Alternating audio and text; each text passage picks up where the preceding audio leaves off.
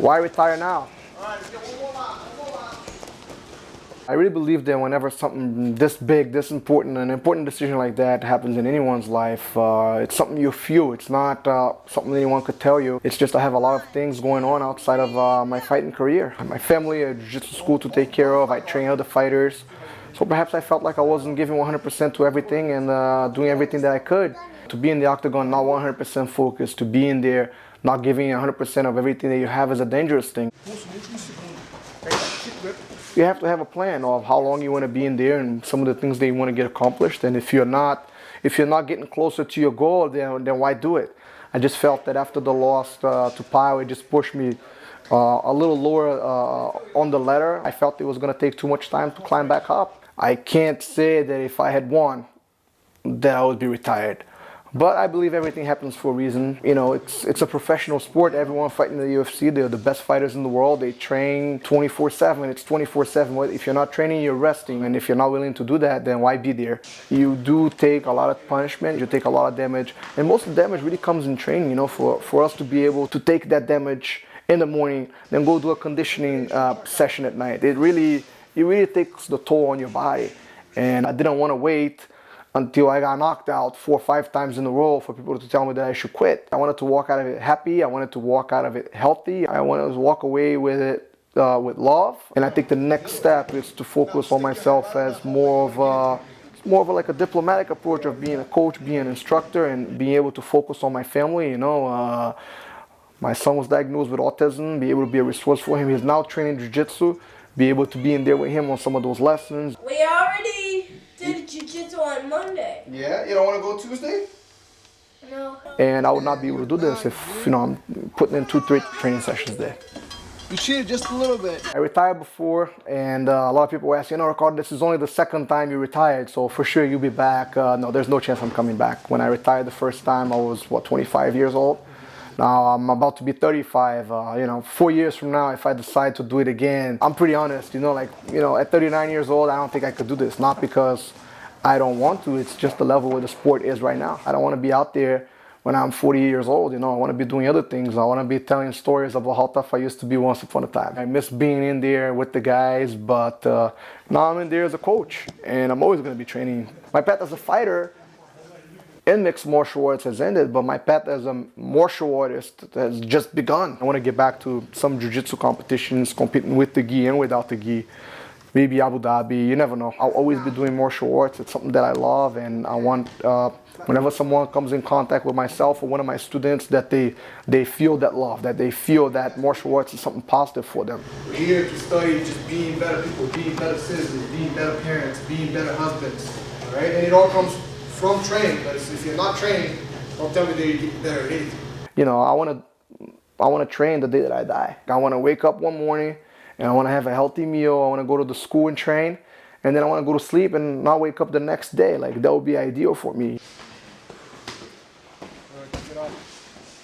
I think the fact that I've been an active competitor, at least for the past, 10 years, it's something that it's a plus. And I really have a good time instructing. From the little kid all the way up through UFC champion Frankie Edgar. Every good teacher helps all their students see what they could be, see what they could become if they develop the discipline and the consistency and the hard work. And I've had some of the best teachers, for sure some of the best teammates ever, that have pushed me to the level where I'm at, and now I want to do the same for them. Coming hard, get hard. Coming hard. There you go. I did not apply to be a judge. The counsel for the New Jersey State Athletic Commission called me and he's like, Ricardo, I would love if you could come on board and be a judge. And it's something I never really thought about. But I've actually judged my very first fight just this past weekend in Atlantic City. I was there for 5 fights. I was there to corner some guys, but I've judged the first 5 fights. My role is not to be raising questions and things like that. My role as an ex-fighter is now, judge a couple of times a year, help out a little bit. I don't want to change no judging system. I don't want to start like this big trouble. I just want to, take care of what I could take care of and be a positive influence for the people around me. Time! Help your partner up, let's go, quick, quick. A lot of people were concerned, Ricardo, now all of a sudden you're going to be a judge and you have a lot of guys who are part of your camp, who you're going to be a corner. people have to understand the New Jersey Athletic Control Board here in New Jersey is very proactive. They drafted the unified rules that are in use up to this day in the UFC. When Nick Lambo from the Athletic Commission called me, hey Ricardo, would you like to do this? I'm like, yes, absolutely. I've known many people in the Athletic Commission for many years, and if I am around, I'll be happy to contribute. But I'll never put myself in the position that I am judging one of my guys. The New Jersey Commission would not allow that to happen. If there's someone from my school or someone who I have a close affiliation with, I just don't want to sit in the corner. And that's why there's like a couple other judges that are going to step into my place and do it. Hands up, Dave. Left hook, right hand. Left hook, right hand. Yeah, hands up, Dave. Left hook, right hand. Really, I don't think the fact comes from whether it's hard or not. I think that judges really just need to be more educated about what happens technically in a fight. Guys think that whoever initiated the combination or whoever hit the biggest punch kind of is winning the fight, when it's hard to see. I honestly think that a guy like Frankie Edgar is underscored. Why? Because of how much slipping and dipping he does. Like he throws 3 punches, he connects. The other guy throws a big punch. The punch maybe hits him on the shoulder or maybe just misses him on the head. And someone who hasn't done this before really has no idea of what just happened right there. So a lot of these guys really need to understand what's going on technically in a fight to be able to better judge it and not just judge what the crowd likes to see. And if that's how we're going to judge it, let's just make a summit, like a yearly summit for each one of the athletic commissions. Each one could hold their own. This is what we're judging on.